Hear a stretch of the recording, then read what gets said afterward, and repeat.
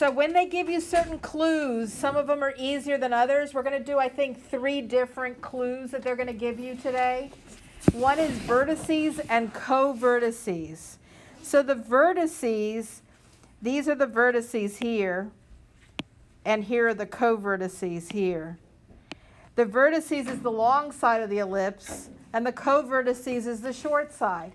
If you're visual, grab some graph paper and just graph these things.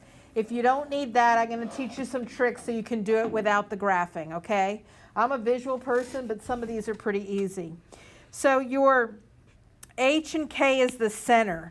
If you notice, these 6's repeat on the vertices and these -1's repeat on the co-vertices. And when I draw a line here and a line here, they intersect at -1, -6. So you can see what your center is going to be. Everybody see that?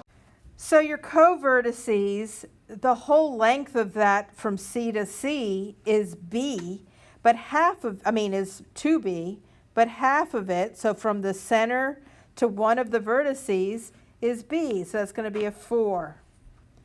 And then from here, from -11 all the way to -1, that's going to be your A, so that's going to be a 10.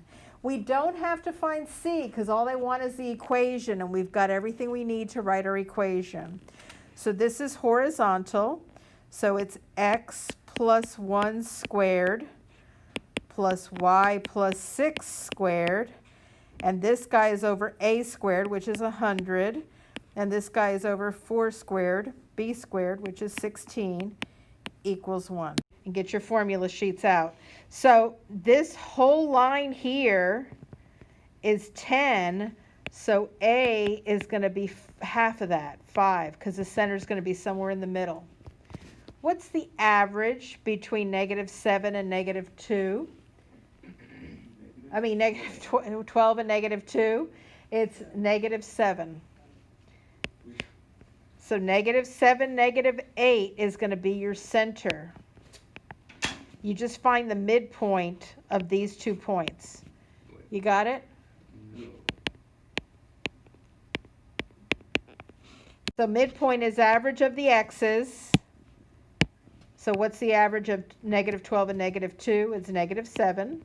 And average of the y's, that's going to be -8. What's the formula for focus? H minus C, K, H plus C.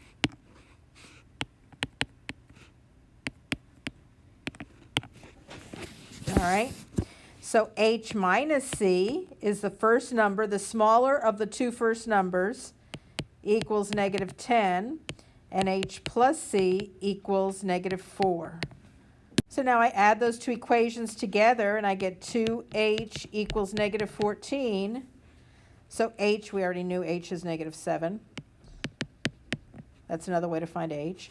And then you plug it back in here. -7 minus C equals -10.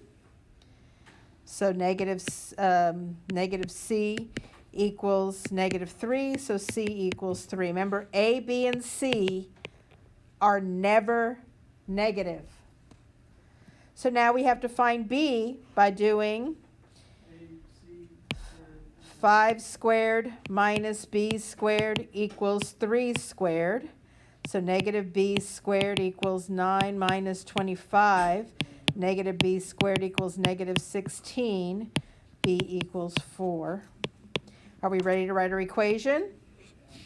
So we have, it's horizontal again, x plus 7 squared over 25 plus y plus 8 squared over 16 equals 1.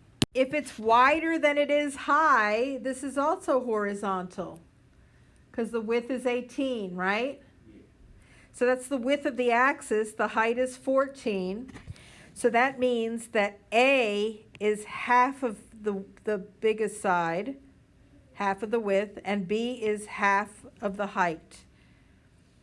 Because if you have a 0, -6 is here, and the height is 14, you go up 7 and down 7. and the width is 18, you go over 9 and left 9. It's going to look like that. Okay?